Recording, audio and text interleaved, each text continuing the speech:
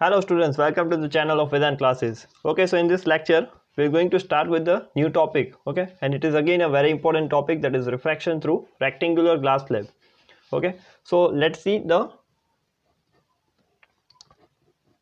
diagram of rectangular glass slab. Okay, how it behaves actually. Then we'll see some practical examples of rectangular glass slab, so that examples will show the refraction phenomena that we have sometimes observed in a practical life. Okay, so first of all, let's consider a rectangular glass slab. So let's say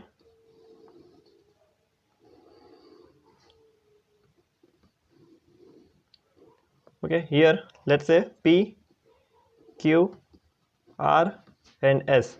This is our rectangular glass slab. Okay, so now let's consider one incident light that is incident on the surface PQ. Okay, so first of all, make it sure that this is your air medium and this will be your glass medium. Okay, because it is a glass slab. So let's consider the light is incident on the surface at this point.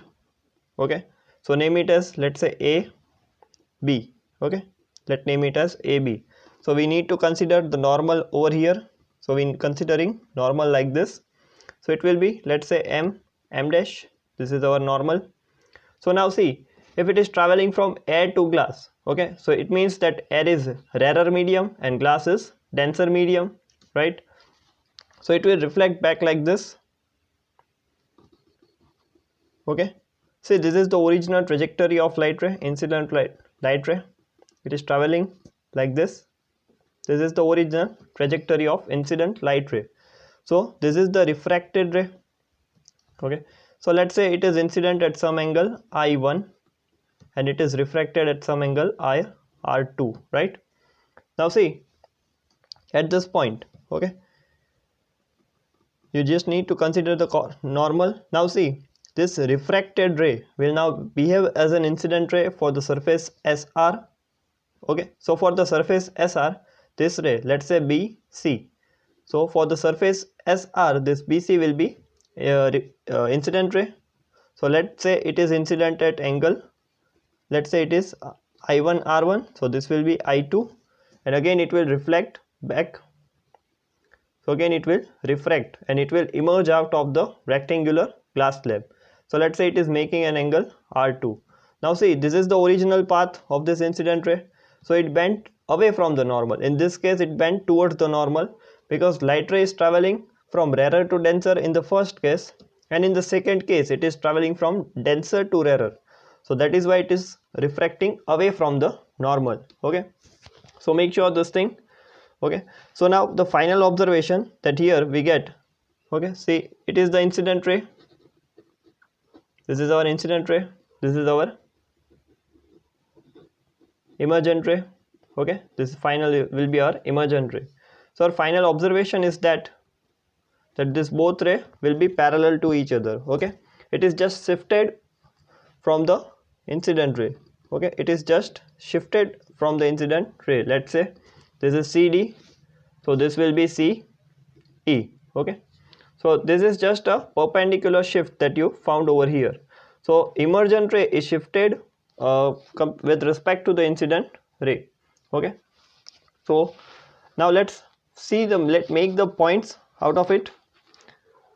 So here let consider PQRS a rectangular glass slab.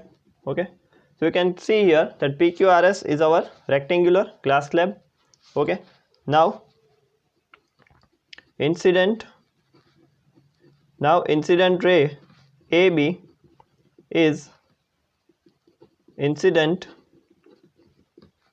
at point B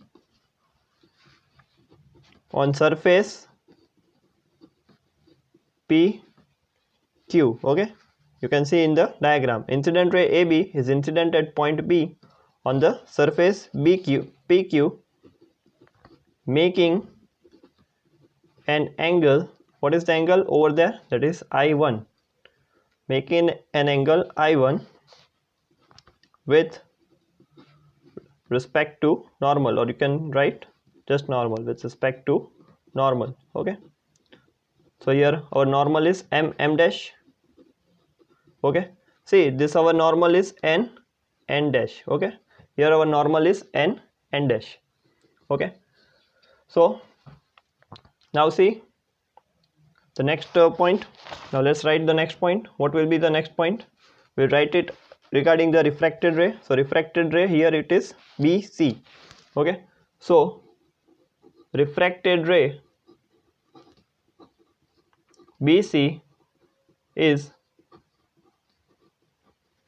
refracted from the surface. Which surface it is? PQ. It is refracted from the surface PQ, making an angle. Which angle it is making? R1. Making an angle R1 with normal. It is making an angle R1 with normal. So that normal is m dash again. Okay, now what will be the third point? Now this refracted ray is acting as an incident ray. So refracted ray BC will now act as an incident ray for surface SR. Okay, so for the surface SR, now this BC ray will act as an incident ray. Okay, so you can repeat the same story, you can repeat the same points again. So let's write the same points. Now incident ray BC, okay, incident ray BC, like this, is incident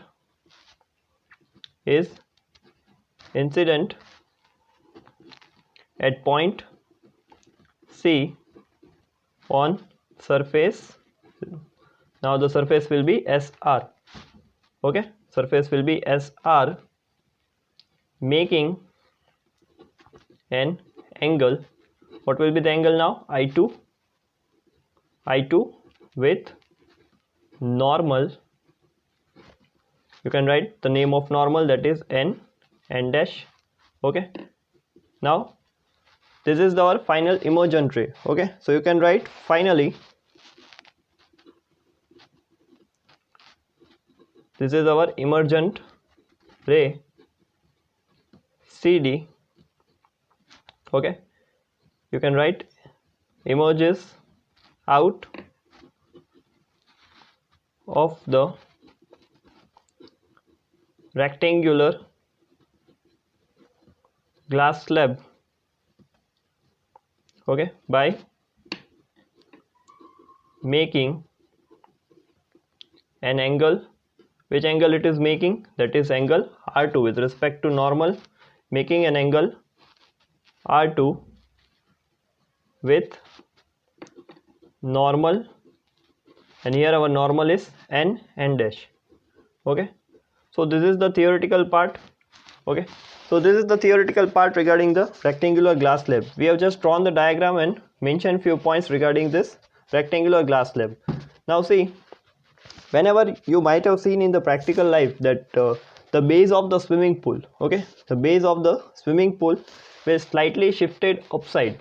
That is due to the phenomenon called refraction. Okay, so that base is slightly looked upward with respect to its actual depth. Okay, so that depth is called an apparent depth. So it is slightly, it seems slightly upward due to the refraction. The another example, if you take a glass, okay, fill up with water, okay, transparent glass you need to consider, and if you just dip the pencil or pen inside that, then it will seems to be broken slightly from the interface. Okay, and that is due to the phenomenon called refraction. So such examples, okay, so such examples, okay, that is like you can say, okay, base of swimming pool Okay, base of swimming pool seems upward. Okay, with respect to its actual depth. So base of the swimming pool seems upward with respect to its actual base. Another example, that is, okay, transparent glass that you can consider. Transparent glass, okay, filled with water, you can say, filled with water, and if pen, or you can say pencil, is dipped in it, then it seems to be broken. Okay, so then it will seem to be broken. Okay, so you can see it. So if base of swimming pool seems upward, that is an example of refraction. That is an example of refraction. Okay, and this example you can consider. So that phenomenon actually where it is working, that is an example of refraction, and that thing we can understood with the help of refraction through rectangular glass slab. Okay, and another example, that is of transparent glass filled with water, and if you can observe the pen or pencil dipped in it, then it seems to be broken from between. Okay, broken at interface, you can say. Okay, so just take a screenshot of this note. Okay, so we can proceed further. Okay, now let's see the lateral shift. That's what is lateral shift. Okay, now you can see in the diagram that emergent ray is shifted by a perpendicular distance CE, that we noted in the figure as CE, with respect to the incident ray. That shift is known as lateral shift. Very important. Okay, this topic is very important. Remember this definition. Okay, so let's see in the figure. Okay, in the figure you can see here that CE, okay, this CE, that means this emergent ray is shifted by perpendicular distance with respect to this incident ray. So this perpendicular shift, it is known as lateral shift. Okay, this perpendicular shift CE is known as lateral shift. That is what we noted over here. Okay, now see another thing that you need to note down, that is factors on which lateral shift depends. Okay, so now let's note that factors on which lateral shift is dependent. So there are three such factors. The first factor is perpendicular distance between the two parallel surface. Okay, so it depends on the perpendicular distance between the two parallel surface. Here, say in the diagram, we are having these two surface PQ, RS. So these are our two surfaces, two parallel surfaces. So this distance between these two surfaces, okay, will affect the refraction. Okay, let's see how it affects. Okay, suppose the light is traveling like this in this medium. Okay, now see, if you just increase here, whatever the distance you will get, that will be your lateral shift. Okay, now whatever the distance, let's say this is x. Okay, now if you just increase the thickness of this glass slab like this, if you increase the thickness, okay, not thickness but the distance between the parallel surface, that is PQ, RS. Okay, so now let incident the light at the same angle. Okay, if you incident the light at the same angle like this, so it will travel more distance as compared to this refracted ray. Okay, this will have the chance to travel the more different distance, because in the light glass slab it will travel the more distance with respect to this one. Okay, so now see, in just random diagram you can clearly have that observation. Okay, that this shift is increased, that means increase the distance between these two parallel surfaces. Okay, so you might get the idea that how it affects the lateral shift, right? So factors on which the lateral shift depends. So this is the idea. Now let's see the second factor, that is angle of incidence. Okay, so second factor on which the lateral shift depends, okay, that is the angle of incidence.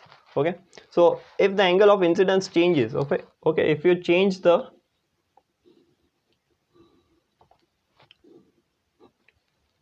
if you change the angle of incidence, okay, then it might change the angle of refraction. Okay, so let's say it is traveling like this. This is the trajectory for the incident ray. The refracted ray here travels like this. Okay, so here the lateral shift that we got is like this. In the another case, okay, now we'll change the angle of incidence. Okay, let's say the light is incident like this. Okay, so we just decrease the angle of incidence. Okay, then it will reflect like this, then it will again come out of the rectangular glass slab. Okay, so this will just change the directions of the emergent ray and incident ray, and that can affect the lateral shift, right? The third factor, okay, that is refractive index of medium. So that is the refractive index of glass medium that you consider. Okay, here the glass we have considered. If you consider any other medium, okay, then according to the laws of refraction it will change the direction of the refracted ray. So as the direction of refracted ray changes, it will change the amount of lateral shift. Okay, so these are the three factors. That first is perpendicular distance between the two parallel surface, second is the angle of incidence, and the third is refractive index of medium. So on these three parameters the lateral shift depends. Okay, now let's derive, okay, or let's see the proof of why incident ray and emergent ray are parallel to each other. Okay, so we'll prove this one, that why incident ray and emergent ray are parallel to each other. Okay, so for that we need a diagram. So let's draw the diagram first. Let's say we are considering the rectangular glass slab like this, PQRS, that we have considered in the previous case as well. Here we are taking a normal M dash. Here let's say AB is our incident ray. Okay, name it as I. This is our angle of incidence. Okay, that is our I. This is the air medium, this is glass medium. Okay, now it will bend towards the normal because rarer from to denser, and it will bend towards the normal. Let's say it is making an angle R1. Okay, over here. Now it is incident at point C on the surface. So let's consider the normal at this surface, that is N dash. Okay, so with respect to the incident ray, the emergent ray come out like this. Okay, and here we are having the lateral shift, this perpendicular shift. Okay, so name this as emergent ray. So this will be our incident ray, this will be our emergent ray. Okay, so now let's say this is our I2 and this is our angle of emergence, that is E. Okay, Now see, here it is air medium, this is glass medium. Again we are having air medium over here. So let's divide this thing into three parts. So let's consider here that this is N1, this medium is N2, and this medium is N3. Okay. So now see, for the derivation steps, you need to follow these things. Let's write the data first. Okay. So here you can say N1 is equal to 1 because it is an air medium. We know the refractive index of air is always 1. Okay. Then N2. So N2, let it considered as you can write any of this, let's say N2, keep it as it is. Then for the third medium, that is air medium, N3. So this N3, that will become 1 again because it is air medium. Okay, again because it is an air medium. Okay, so these are the things that we are having right now. Okay, you can also consider I as an angle of incidence. Here I is your angle of incidence and E is our angle of refraction. Okay, angle of emergence, you can say final angle, that is angle of emergence. If you want to prove this one, you just need to prove I is equal to E. If see I will be equal to E, then this both will automatically be parallel. Is it clear? So let's see how it happens, how we can prove I is equal to E. Okay, so now first of all what you need to do, just apply the Snell's law on the surface PQ. Okay, so applying Snell's law on surface PQ. Now see, if you apply the Snell's law on the surface, then it will be N1 sine I. It will be N1 sine I is equal to, this will be N2 sine R1. So N2 sine R1. Okay, so name it as the first equation. Okay, otherwise you can put the value of 1 over here. Okay, so you have the equation, let's write over here. So what will be the first equation? That is sine I is equal to N2 sine R1, right? So this will be your first equation. Now what you need to do, you just need to apply the same steps, that is SR. On the surface SR, apply the Snell's law. Applying Snell's law on surface SR. Okay, so if you apply the Snell's law on that surface, what you need to write, that will be N2 sine I2. Okay, N2 sine I2 is equal to, this will be N3 sine E. So N3 sine E. Okay, now see, what is the value of N3? N3 is 1, so you can write N2 sine I2, that will be equal to sine E, because N3 is equal to 1 as per the data. Now see, here you can, according to the geometry, okay, from figure you can observe this thing, that here you are getting an Z, that is R1, and here it is I2. So clearly angle R2 will be equal to angle I2. Okay, because it is an alternate angles. So using this you can write N2 sine I2 can be substituted as R2, and that will be equal to sine E. Okay, you can mention the reason. R2 is equal to I2 alternate angles, right? Now see, in the equation 1 you are having, okay, see, sorry, it is R1. Okay, here it is R1, so you need to write R1. Here R1 is there, right? So R1 and I2 are same because they are their alternate angles. So you can substitute N2 sine R1 equal to sine E. Now see, in the equation 1 you are having N2 sine R1. So just by the equation 1 here, N2 sine R1. So sine I is equal to sine E. You can write the reason by 1. So comparing the arguments of sine, angle I will be equal to E. So that means that angle of incidence will be equal to angle of emergence. Okay, if these two angles are same, hence you can say that incident ray and emergent ray are parallel to each other. Okay, and is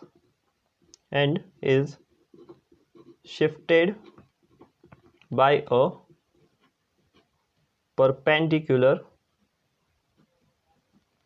distance. Okay, and it is shifted by this perpendicular distance, which is known as lateral shift. Okay, so this is the thing that you need to understand. Okay, for the CBSE NCERT students, this is not for the examination point of view. Okay, they are not going to ask you such questions, but in case if they ask, okay, so you must be ready for all the types of questions. You must be crystal clear with your concepts. Okay, so that's it from this lecture. Okay, so enjoy the work, keep working hard, enjoy the physics. Thank you so much.